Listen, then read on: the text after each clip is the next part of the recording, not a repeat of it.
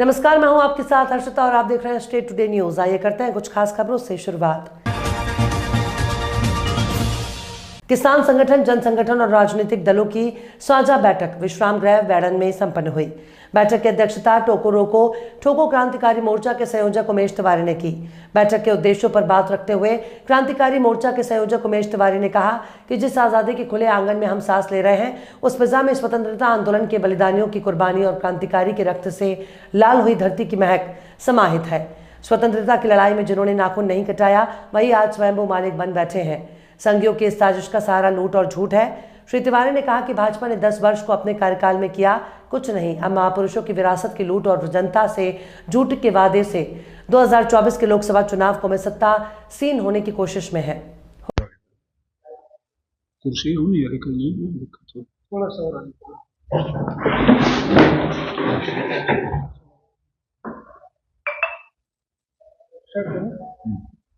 संयुक्त रूप से बैठक की गई थी, क्या मुद्दे रहे हैं, आगे की क्या रणनीति हुई, किस विषय को लेकर बैठक की जा रही है? साझी बैठक में मुद्दे तो बहुत सारे हैं, खासकर सिंगरौली के लिए। लेकिन ये महत्वपूर्ण जो आज साझा बैठक हुई थी, ये सीधी संसदीय क्षेत्र के अंतर्गत जो सिंगरौली, सीधी एवं शहडोल जिले का व्यवहारिक का जो भाग है, उन सब की बैठक हुई है। मैंने मुख्य मिला कि ये सीधी संसदीय क्षेत्र के लोगों की बैठक थी। इस बैठक का महत्वपूर्ण बात यह है कि हम लोगों के सामने एक बड़ी महत्वपूर्ण घड़ी आने वाली है लोकसभा चुनाव की। उस लोकसभा चुनाव को लेकर के ये साझा बैठक हम लोगों ने आज की है। तो क्या निर्णय हो रहे हैं बैठक में, क्या रणनीति किस तरह से बनाई जा रही है? देखिए, जो देश में माहौल बनाया जा रहा है कि जो देश की अब केंद्र सरकार काहे को कहे तो मोदी सरकार कहा जाने लगा है, तो संविधान को सब तोड़ मरोड़ के रख दिया गया है। अभी तक तो हम लोग केंद्र की सरकार कहते थे, राष्ट्र की सरकार कहते थे, फिर अब सब कुछ भाषा ही बदल दिया है, मोदी सरकार कहने लगे हैं।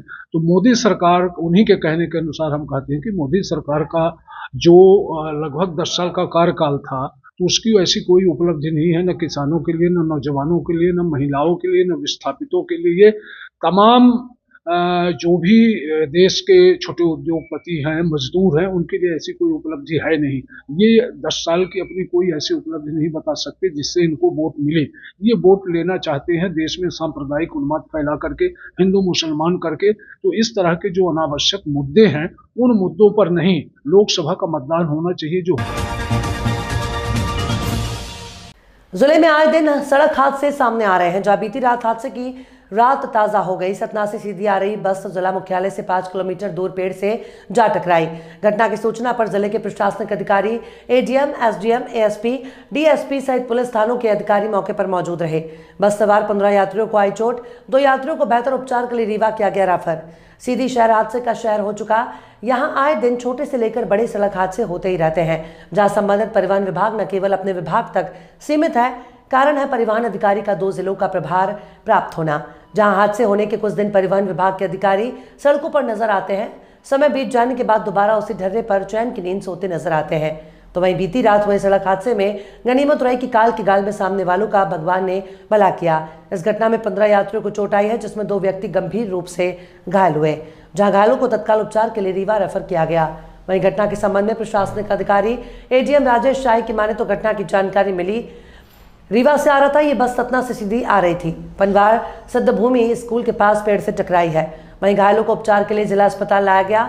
सबकी हालत सामान्य है, चोट आई है, सभी खतरे से बाहर हैं। घटना में कोई जनहानि नहीं हुई है। सर, अभी बस दुर्घटना हुई, ये सतना से सीधी आ रही बस ये दुर्घटनाग्रस्त हुई है।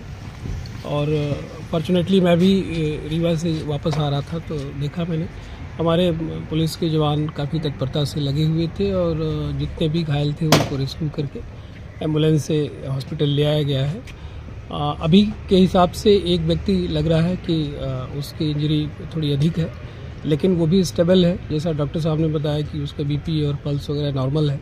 बाकी जितने हैं सबको इंजरी तो है, लेकिन कोई भी डेंजर पोजीशन में नहीं है। सभी अंडर कंट्रोल हैं, डॉक्टर्स लगे हुए हैं और सभी का ट्रीटमेंट जारी है। सर, बस में लगभग कितने यात्री सवार रहे होंगे? अभी तो कुछ नहीं कहना मुमकिन है कि कितने लोग रहे होंगे, पर पता लग जाएगा। मतलब ऐसा तो नहीं लग रहा है कि बस ओवरलोड थी, जैसा घायलों की संख्या और जो भी वहाँ मरीज सही सलामत थे उनको देख के लग रहा है, पर एग्जैक्ट संख्या कितनी थी वो पता लग जाएगा।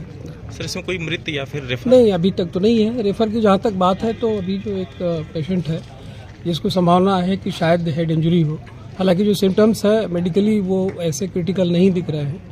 नॉर्मली जब हेड इंजरी होती है तो बीपी और पल्स एबनॉर्मल होने लगते हैं, लेकिन जैसा डॉक्टर बता रहे हैं कि पल्स और बीपी दोनों नॉर्मल हैं, तो होपफुली वो भी कंट्रोल में आ जाएगा।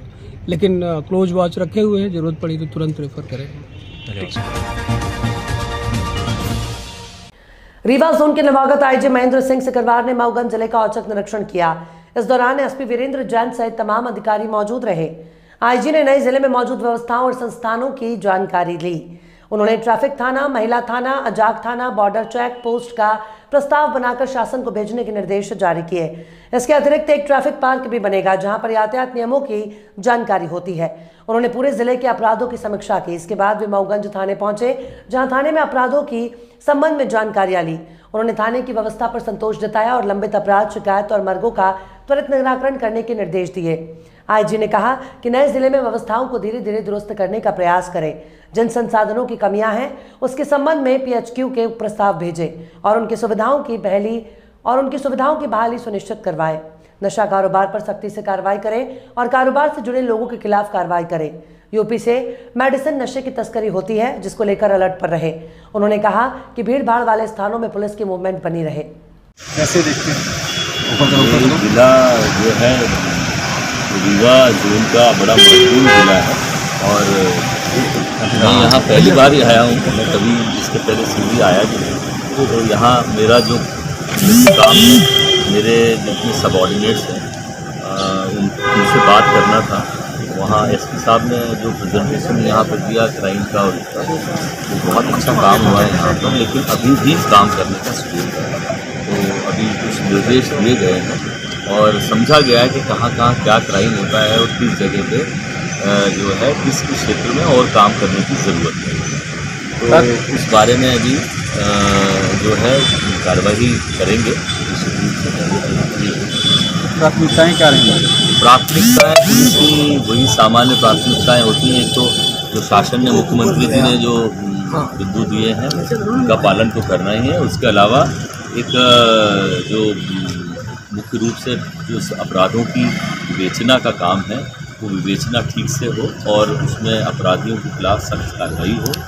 और उसके अलावा जो है जो लोग अपराधों में संलिप्त हैं उनके खिलाफ प्रतिबंधात्मक कार्रवाई। सर, जिले भर में खनिज संपदा का दोहन और ओवरलोडिंग कब लगाम लगेगा? इसके बारे में भी हम लोग अभी कंसर्न हैं। आपके आने के पहले मैंने यहाँ पर संबंध में बात की है और मुझे विश्वास है कि यहाँ पुलिस में अच्छी कार्रवाई करेगी। हाँ जी सर, इस समय सामने 2024 का लोकसभा। खबरों में फिलहाल इतना ही। और भी खबरों के अपडेट्स के लिए आप देखते रहिए स्टेट टुडे न्यूज़।